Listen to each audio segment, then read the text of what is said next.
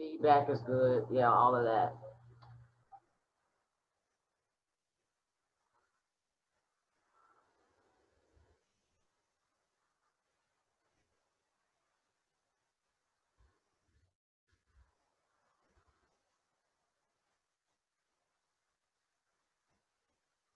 Okay, sounds good.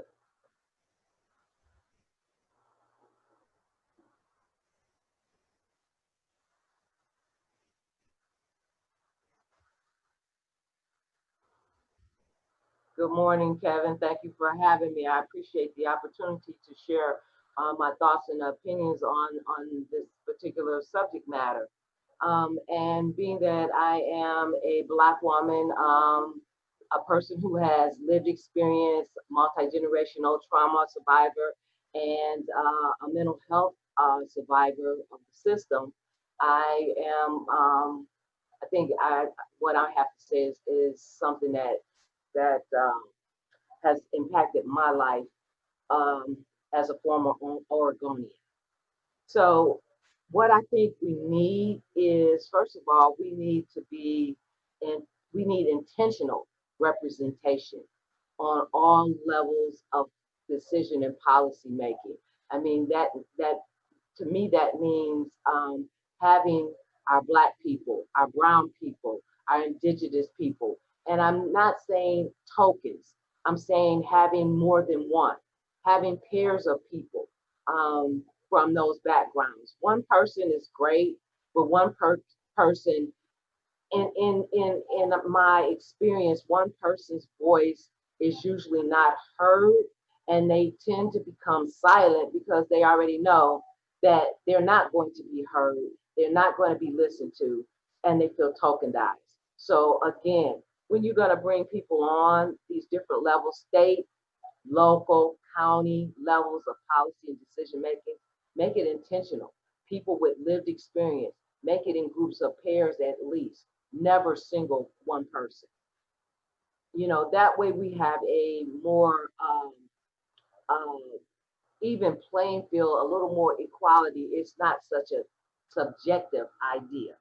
Um, the next thing is I would love to see is more accountabilities in these organizations that's getting all this major funding to provide services to people with lived experience, and there's no accountability on how they're treating the people, if they're doing person directed services or not.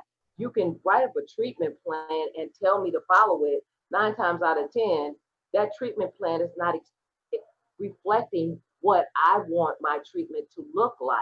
So it's not person directed, it's being told to me. And that right there shuts the door on myself and others that I know of.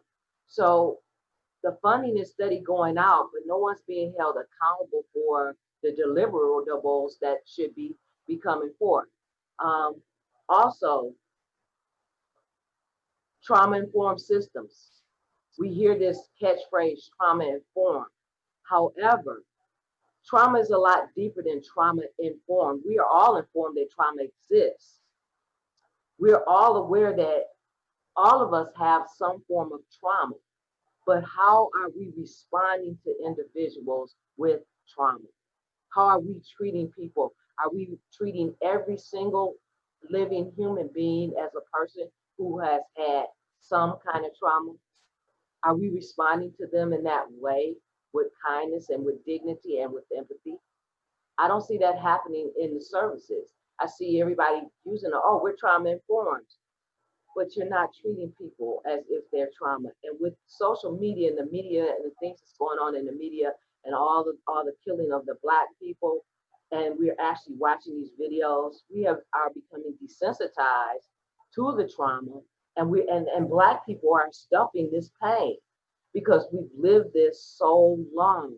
It's been 600 years of us being murdered and slaughtered, and no one's speaking up, no one's listening. Then my final thought on this is, and it kind of goes back to my original thought of intentional representation.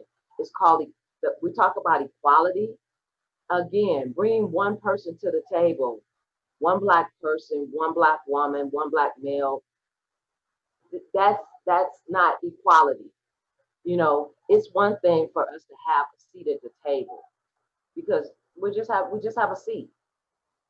It's one thing for us to speak at the table, but but speaking at the table and not being heard is altogether different, and that has been my experience throughout being an Oregonian. Was I had a seat at the table, at many tables. My voice was not heard. When I spoke, I was dismissed. You know, and that's not, for one, that's not trauma informed. You know, for two, that's not being having equality. You know, having equality is not just it's about being heard, being valued, and being respected for what you have to say. So that's just kind of my feedback on a couple of different things, about what we need to influence these policies, because these are the policies, and I am truly passionate because I've lived this. These are the policies that have affected my life. These the policies that have been in place has caused me more harm than they have helped. They kept me sick in my mental health, you know, because of my trauma and being re-traumatized over and over and over again. So I really and truly hope and, and pray that you all will take some things into consideration and include more people with lived experience, because we know what works for us. So it's nothing about us without us. Thank you, Kevin, again for